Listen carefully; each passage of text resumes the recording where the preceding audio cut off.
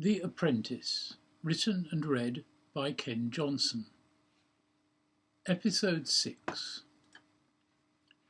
By the next morning, the only thing about the incident outside the post office that Horatio hadn't forgotten about was that WPC Shaw had let him call her Raina, bought him an ice cream, and kissed him. It came therefore as a surprise when he saw the Scottish Daily, which some helpful soul had put on his office desk. He was the lead story on the front page. "Have a go hero foils knife raid," it read. Yesterday must have been a slow news day. He imagined the editorial conference held just before midnight, choosing tomorrow's front page lead from a small pile of stories off the wires. Faced with the choice of A. King stays in bed, B. Delia Smith eats deep-fried jam sandwich in Norwich, C. All quiet on the Eastern Front, and D.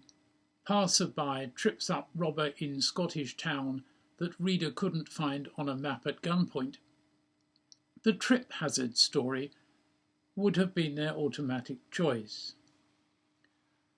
Horatio guessed with reasonable certainty who the tourist with the big camera worked for and what his job was.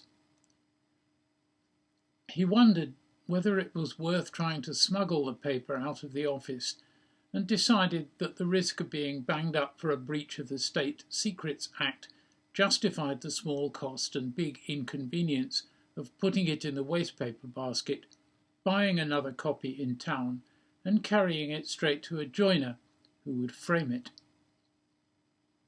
"Sorry," ran the message that arrived in Horatio's mail. "I haven't found anyone else to help you investigate yesterday's failure. You can work with Gresham for the moment, so you're not struggling on your own. Ellis." "I'm not much surprised," Horatio said out loud, "because that's my job. P.S. Well done, O righter of wrongs and virtuous defender of the law-abiding citizen." Horatio realized that he had forgotten to ask Gresham his official issue phone number. There was no piece of paper bearing a list of names and numbers. Using the secure internal telephone directory was legendarily time-consuming, especially considering that he could just go into the corridor and shout "Gresham" as loudly as he could. But sooner or later he would have to use the telephone, and it would be as well not to put off finding out how it worked until he needed to fetch the fire brigade. Horatio picked up the phone, and an irritating, synthesized female voice said, "Name badge." "What?" "Name badge." "What do you want me to do?" Horatio asked, knowing full well that the irritating voice would not tell him. "Name badge." "This is getting me nowhere." You could only get away with speaking in such an excruciating voice, Horatio thought, if you were saying something that people wanted to hear, like, "You are due a refund of income tax," or "I have found your cat," or "Nigel Farage has fallen down a hole." If you were saying something annoying, the irritating voice said, "Time limit exceeded. Goodbye," and the phone stopped talking. "Hello? Hello?" The phone did not answer. Horatio hung up and glowered at it. Bloody computers. They can't do anything right. Gresham knocked on the door and walked in. "Hey, sweetie pie, have you seen the papers?" "Yes, I've been elevated to the rank of hero. In fact, I know you've seen the papers because I bought two and I put one on your desk." "It's going to take me a lifetime to live this down. All I did was stand there while everything happened around me. Anyway, I'm glad you came along because the phone didn't let me ring you up. All the phone did was say, name badge, and then it cut me off. Oh yes, Gresham explained, you've got 10 seconds to hold your name badge near the phone or it switches itself off. I had to work that out all by myself, you know. Your ability to talk to computers duly dazzles me. And when you've done that, can you make a phone call? Yes, one phone call, then you have to start again. How I long for an ordinary phone so that I can dial the number I want and Bob's your uncle, the person I want, answers. Anyway, you and I have got some serious investigating to do. Where do you want to start? I'd say we should see what records and test results we have of this patient. Jory Hodgson, Horatio put in. His name is Jory Hodgson.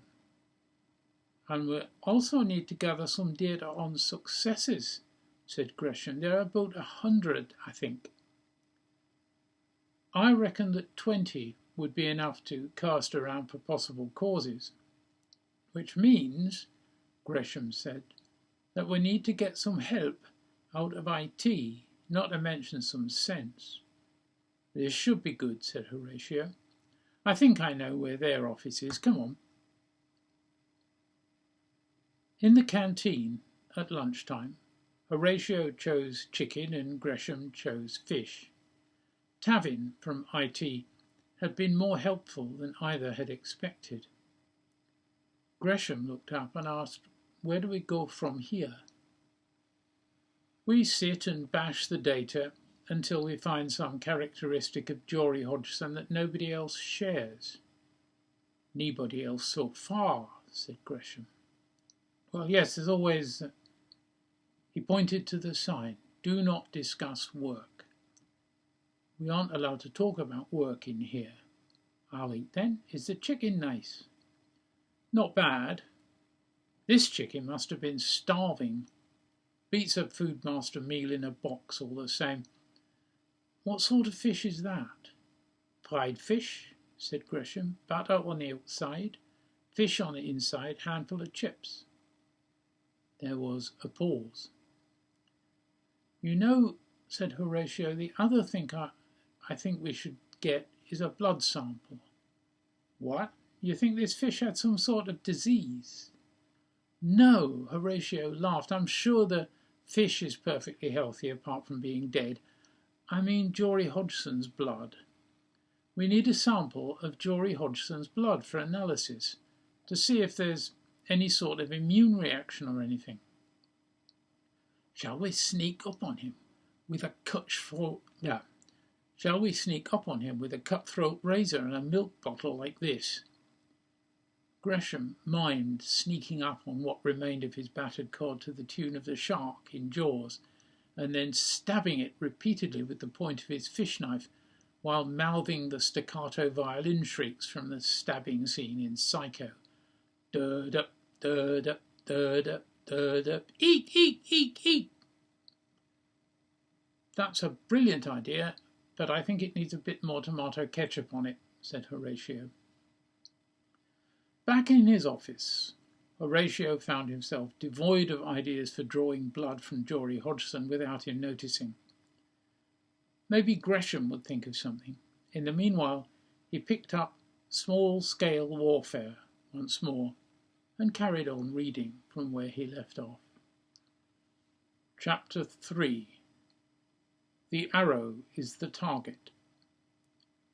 The use of infectious diseases as weapons of war suffers similar limitations to the use of nuclear explosives. Its effects are too widespread, and it kills the wrong people. In the Middle Ages, armies laying siege to a town fouled the drinking water by throwing animal carcasses into the wells. All the people of the town became too ill to fight, even though, to force a surrender, it was sufficient to force a handful of decision-takers to surrender. Is there an infectious disease which could stop an army? The British spread anthrax over Greenyard Island off the west coast of Scotland, killing every sheep there. The island was still uninhabitable 50 years after the event, and the British never used anthrax spores as a weapon. Other diseases also became candidates for biological warfare, yet the problem was not the lack of sufficiently lethal infectious diseases, but the problem that had beset nuclear explosives. The diseases were so highly infectious and so lethal that they were useless as weapons of war. Killing one person whose death might improve the outcome of the war would likely entail killing hundreds of others whose death would serve no tactical purpose. The hope for changing the nature of warfare comes from an obscure branch of genetic science. It is the simple observation that two patients may be exposed to the identical bacterium, or to the identical virus or the identical prion, and one patient will have no symptoms, while the other is severely affected, perhaps even killed by it. The difference between different patients' vulnerability to an infection arises out of differences between the patient's immune systems, specified in the patient's DNA. Suddenly it was 10 minutes past 5, and the King's unicorn was half an hour distant.